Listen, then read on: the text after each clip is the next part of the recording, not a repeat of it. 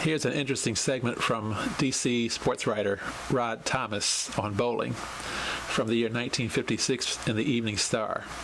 C. Edward Goldberg, rated with the most progressive bowling proprietors in the land, is conducting a curious experiment at the Silver Spring Bowling Center, one of 3 he operates.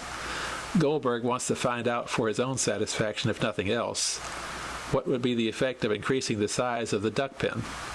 He acquired 2 sets of oversized pins specially made for him.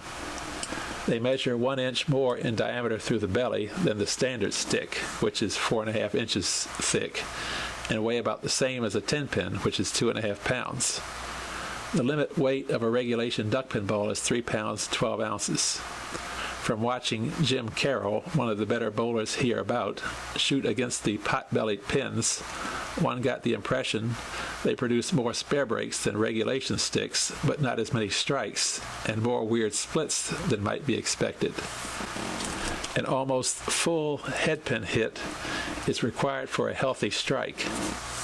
On inside hits against 3 or 4 pins in a row, invariably the end stick remains up with the ball caroming off the second pin. But it's difficult to pick or chop a 2-pinner. In his experimental game, Carroll rolled only 2 balls to the frame and shot 134 with 4 spares and a strike.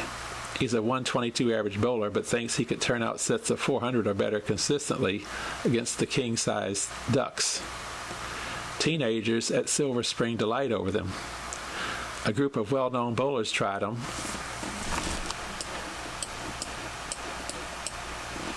in an open game, but soon reverted to the regular sticks.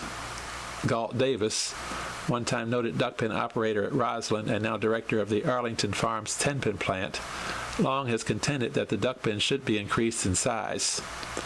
It should have been done, he says, before the automatic pin setter was patterned for the current pin. He contends that many duckpinners become discouraged and some quit because of accurate hits that get poor results, whereas a larger pin not only would tend to correct this, but engender more general enjoyment of the sport. The dimensions of the present duckpin and ball are the result of long study and hard work by such leaders as the late George Eisenman, first Executive Secretary of the National Duckpin Congress, and his successor, Arvil Ebersole. A lot of money as well as a variety of headaches went into the standardizing of duckpin equipment. At one time it was necessary to differentiate between averages in New England and those elsewhere in formulating the national ratings. There seems to be no likelihood that the Duckpin Congress would countenance any serious change in the game. Some 40 years ago, when the ill-fated Atlantic Coast Bowling Association operated, the size of the ball and pin were reduced.